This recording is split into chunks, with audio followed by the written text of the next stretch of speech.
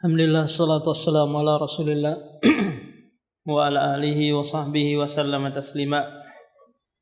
Kita lanjutkan pembahasan kitab Durarul Bahiyah fi Masail Fiqhiyah. Masih berkaitan tentang salat. Pada pertemuan sebelumnya kita telah membahas tentang salatul jamaah.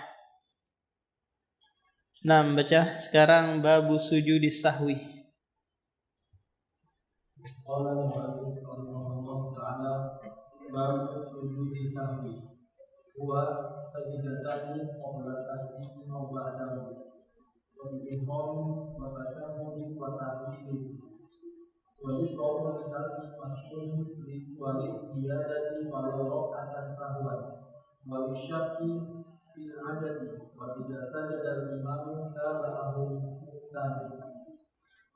Sujudus sahwi, kata penulis, huwa sajadatani qabla taslimi aw ba'dahu. Sujud sahwi adalah dua sujud yang dilakukan sebelum salam atau setelah salam. Yang jelasnya salat yang kita lakukan itu sudah sempurna, cuma ada yang ditinggalkan karena sahu, lalai atau lupa. Maka nanti dilihat kalau yang dia tinggalkan itu adalah rukun, maka dia tambah dulu. Sebagaimana Rasulullah tatkala pernah sholat duhur, kemudian dia hanya mengerjakan 2 rakaat. Setelah itu salam. Setelah salam dia duduk-duduk di tiang masjid. Enggak ada seorang pun dari kalangan sahabat yang berani menyampaikan kepada Rasulullah, apakah itu Abu Bakar ataukah Umar. Dan ada seorang sahabat yang memberanikan diri untuk bertanya kepada Rasulullah, apakah sholat dikosor ataukah engkau lupa wahai Rasulullah. Maka kata Rasulullah, kosor, sholat enggak dikosor, enggak juga aku lupa. Ayo kita maju untuk sholat lagi 2 rakaat. Nah, ini Rasulullah meninggalkan banyak rukun. Tapi ini karena apa? Sahu, lalai atau lupa. Beda halnya kalau dia meninggalkan dengan sengaja, maka enggak perlu sujud sahwi karena sholatnya sudah batal. Nah, ini yang dia tinggalkan adalah kewajiban. Maka harus dia datangkan, apakah itu 1 rakaat ataukah 2 rakaat. Nah, kalau yang dia tinggalkan itu adalah kewajiban sholat, maka cukup mendatangkan sujud sahwi. Di mana Rasulullah pernah sholat, di rakaat kedua dia tidak tasyahud, langsung naik ke rakaat yang ketiga. Nah, tasyahud awal ini merupakan wajibun min wajibatis sholat, yaitu kewajiban sholat. Nah, Rasulullah langsung sujud sahwi, tapi sebelum salam, dan tidak menambah apa-apa. Jadi kalau mau dilaksanakan sebelum atau sesudah tanpa memandang ini apakah rukun yang ditinggalkan ataukah kewajiban, maka ini boleh. Karena kedua-duanya ada hadis yang datang mengenai hal ini. Tapi kalau mau diperinci bahwa kalau meninggalkan rukun, maka nanti setelah salam. Kalau yang ditinggalkan adalah kewajiban, nanti sebelum salam. Atau perincian yang lain lagi, kalau sekiranya dia menambah, maka nanti sesudah salam, atau kalau dia mengurangi sebelum salam. Maksudnya apa, Pak? Sujud sahwinya. Wa bi ihrami, dan mengucapkan takbir Allahu Akbar. Tapi bukan takbiratul ihram ya, tapi takbir untuk sujud saja. Wa tasyahud. Nah, ini para ulama berselisih mengenai tasyahud ini, karena memang ada hadis yang datang dari sahabat Imran bin Husain, anna nabiyya saha fasajada sajadataini summa tasyahhada. Adalah Nabi SAW pernah sahu, kemudian dia sujud. Setelah sujud 2 kali, dia tasyahud. Nah, hadis Imran dengan hadis Abu Hurairah ini ada madzannatu ta'arud, ada dugaan kontradiksi. Satu menetapkan, satu menafikan, ya kan?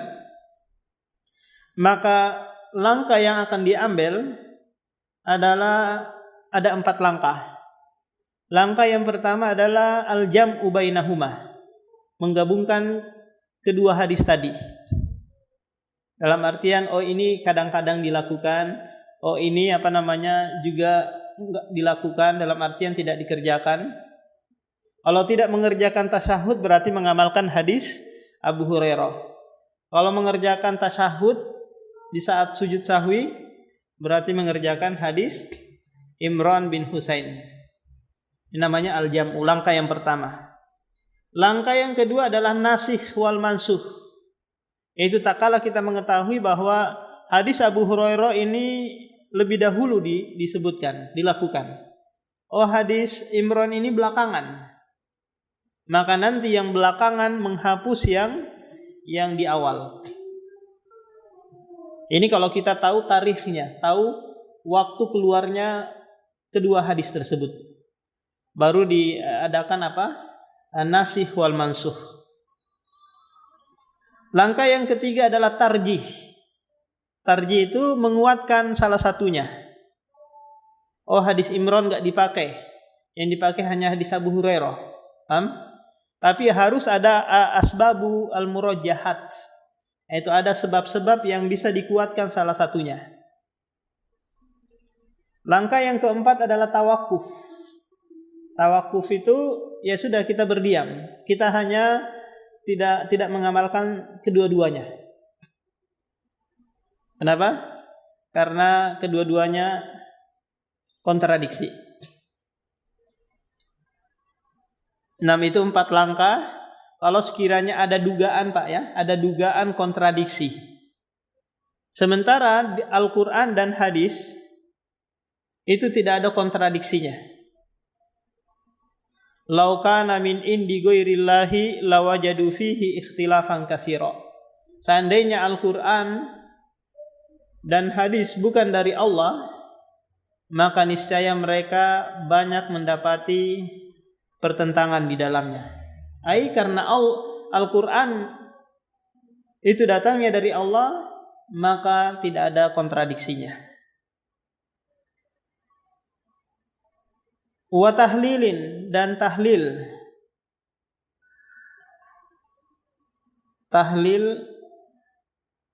Tahlil di sini adalah mengucapkan salam.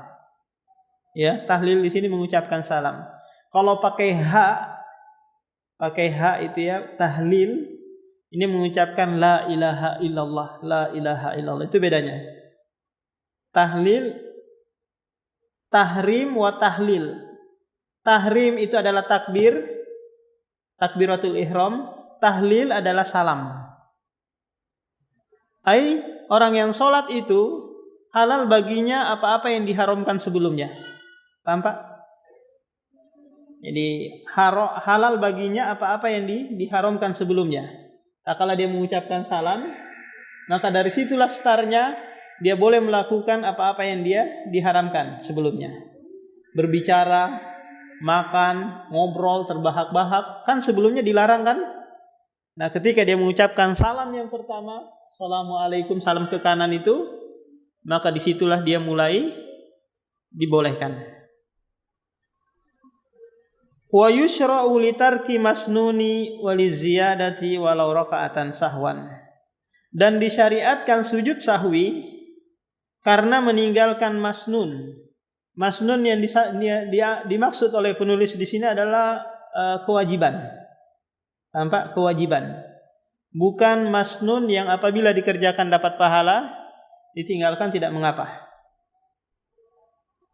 Jadi kewajiban-kewajiban Jika ditinggalkan karena sahwu, maka nanti ada pensyariatan sujud sahwi pelengkap. Wali ziyadati, atau menambah kita sholatnya 5 rakaat. Dari mana kita tahu? Oh, mungkin nanti diberitahukan oleh orang kan. Nah, kita asik sholat, ternyata sudah 5 rakaat. Kita sholat duhur 5 rakaat, berarti menambah. Atau kita rukunya 2 kali, berarti ini menambah apa? Menambah rukun. Adapun kewajiban ditambah nanti, diantaranya kewajiban itu Pak adalah doa-doa. Seperti doa di saat ruku, ini kewajiban. Wajibnya itu 1 kali saja. Subhana rabbil a'la, subhana rabbil azim, itu 1 kali kewajibannya. Lebih dari itu 2 kali, 3 kali, 4 kali dan seterusnya, ini sunnah. Paham? Ini sunnah.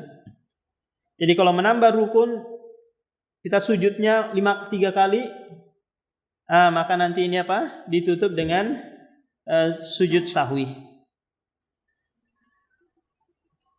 Walau rakaatan sahwan, meskipun dia meninggalkan atau menambah 1 rakaat. Nih Pak, meninggalkan 1 rakaat atau menambah 1 rakaat. Nah, permasalahannya kalau sekiranya dia ingatnya dalam sholat, gimana? Astagfirullah, dia ingat dalam sholatnya nih. Tadi saya menambah 2, atau saya meninggalkan 1 bacaan Al-Fatihah. Dia ingatnya di rakaat kedua Pak.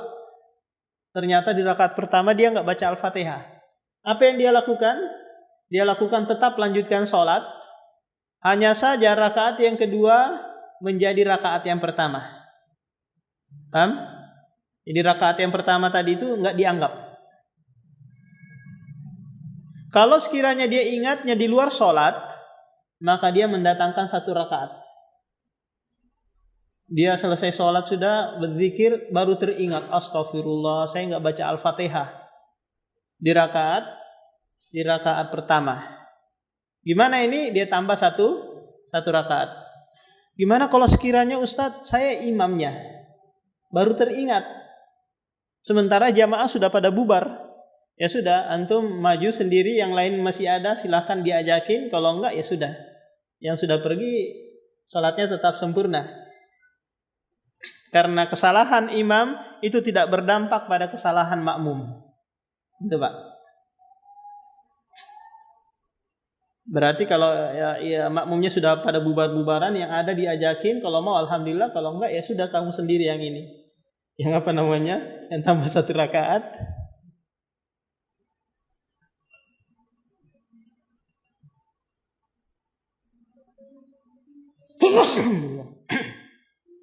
Wali syakki fil adadi, dan karena ragu dalam bilangan. Contoh dia sholat maghrib Pak, di rakaat kedua atau di rakaat ketiga dia dihinggapi rasa ragu. Ini saya 2 atau 3 ya, 2 atau 3. Maka bunya alal yakin, dibangun dulu di atas keyakinan. Yakinnya yang mana ini? Yakinnya adalah bilangan yang paling rendah. Kalau sekiranya 2 dan 3, maka yang yakin itu adalah 2, 3 itu yang ragu. Karena dia adalah tori, perkara yang baru datang, yang dibisik-bisiki oleh setan luka.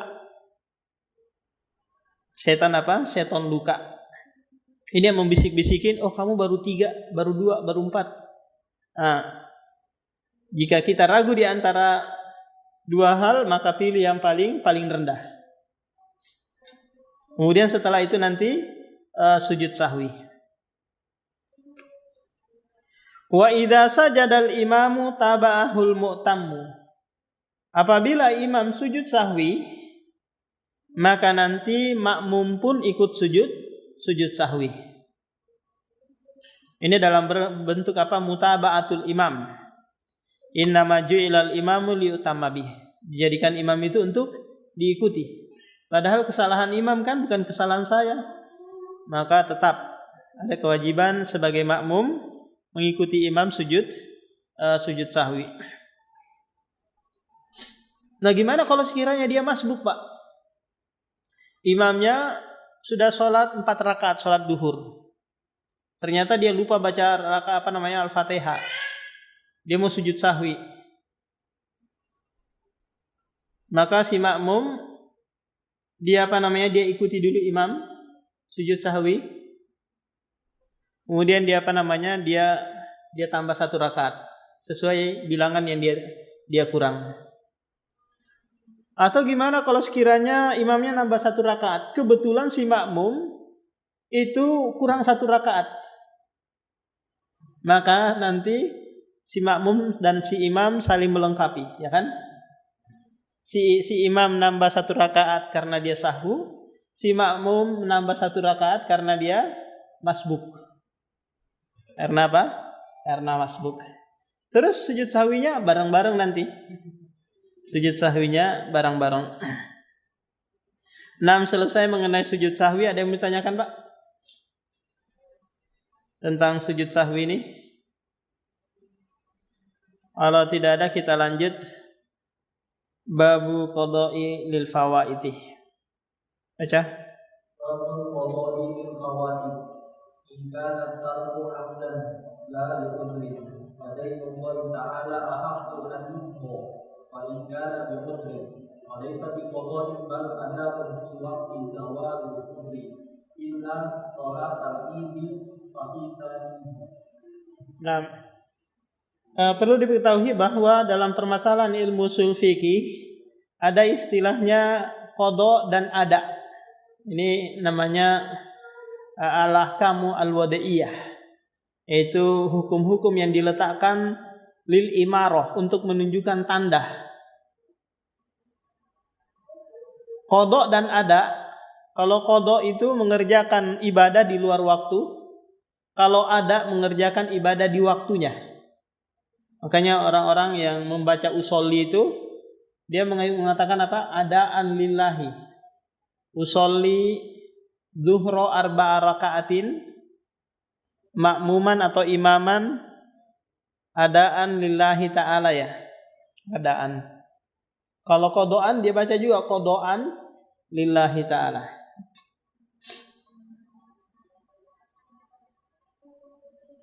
In kana tarku amdan la li udhrin fadainullahi ahaqqu ayyuqadah. Jika dia meninggalkan salat karena sengaja, bukan karena udzur, karena udzur itu mungkin sakit atau sedang safar atau karena ada kesibukan yang mendesak, sehingga apa? Sehingga dia salatnya ketinggalan. Nah, penulis di sini memberikan isyarah bahwa salat yang ditinggalkan bertahun-tahun lamanya itu karena sengaja. Kalau karena kejahilan, dia tinggalkan karena jahil, nggak tahu hukum salat, nggak tahu salat itu diperintahkan, maka dia nanti, Pak, nggak ada dosanya. Paham? Nggak ada dosanya, dan dia nggak usah lagi mengkodok. Oh, saya habis salat duhur, saya mau kodok dulu tahun 2009 yang lalu, saya kodok dulu. Nggak, tidak ada kewajiban. Yang sudah berlalu ya sudah berlalu. Nah, jadi dia apa? Dia mengkodok. Ini isyarah dari apa? Dari penulis. Tapi sebenarnya tidak ada kewajiban mengkodok yang sudah berlalu-lalu, jumlahnya banyak sekali. Ini sangat memberatkan. Ini sangat memberatkan, Pak. Jadi kalau kita pernah setahun atau 2 tahun atau 5 tahun nggak sholat karena masih nakal waktu itu, masih hidup di jalanan, hidup di dunia gelap, betapa banyak sholat yang kita tinggalkan. 1 tahun saja 5 kali 356, itu sudah berapa totalnya, kan? Ini sangat memberatkan diri sendiri. Fadainullahi ta'ala ahaqqu ayyuqda. Ini yang menjadi isyarah dari penulis yang menyebutkan bahwa puasa atau sholat yang ditinggalkan dengan sengaja itu harus diganti, karena ini masuk dalam kategori utang, ya kan?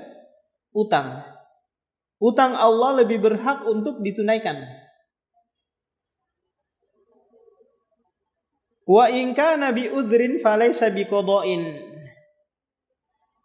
Jika dia ada udzur, maka penulis nanti lebih condong orang yang ada uzurnya Pak, terus dia kerjakan sholat di luar waktu, maka ini tetap namanya apa? Ada, bukan qadha. Ini isyarah dari penulis karena ada alasan kan dia meninggalkan sholat, mungkin karena sibuk perang atau karena sibuk ngurusin politik. Enggak ya, itu bukan uzur. Nah, atau karena apa namanya pingsan sesaat atau sedang safar, enggak bisa apa namanya singgah di suatu tempat, bis atau keretanya harus jalan terus, maka ini dihukumi apa? Uzur. Kalau uzur berarti ada rukhsah, ada keringanan. Bal ada fi waqti zawali al-udri. Bahkan itu dihukumi ada di waktu hilangnya uzur. Karena salat karena salat itu adalah lidzikri, untuk mengingat. Untuk apa? Untuk mengingat Allah Subhanahu wa taala. Kapan dia ingat? Kapan uzurnya terangkat? Maka disitulah datang waktunya. Disitulah datang waktunya. Jadi ini penulis tidak menganggap ini adalah qadha atau ada, semuanya dianggap ada selama itu dikatakan apa? Uzur. Ada uzur. Illa salatal idi fa fi sanihi. Kecuali salat Id. Maka nanti penulis mengatakan ini adalah qadha. Kapan itu? Dikerjakan di hari kedua. Contoh, hari ini enggak tahu karena mendung hujan gitu, enggak kelihatan hilalnya. Pemerintah pun enggak umumkan. Akhirnya enggak ada yang sholat Id. Apakah puasa? Puasa tetap jalan. Paham? Puasa tetap jalan. Oh, ternyata diberitahukan bahwa sudah masuk 1 Syawal. Akhirnya apa? Dia enggak ngerjakan, habis waktunya. Karena waktu Id itu Pak, waktu duha. Ketika matahari setinggi anak panah sampai menjelang sebelum tergelincir matahari. Ketahuannya, dapat informasinya itu di jam 1. Ternyata hari ini Idul Fitri. Maka sudah. Salat Idul Fitrinya apa? Besok. Tapi ketupatnya tetap bisa dimakan mungkin hari ini dan tidak puasa lagi karena sudah ada informasi masuk. Jadi salat Idnya itu besok.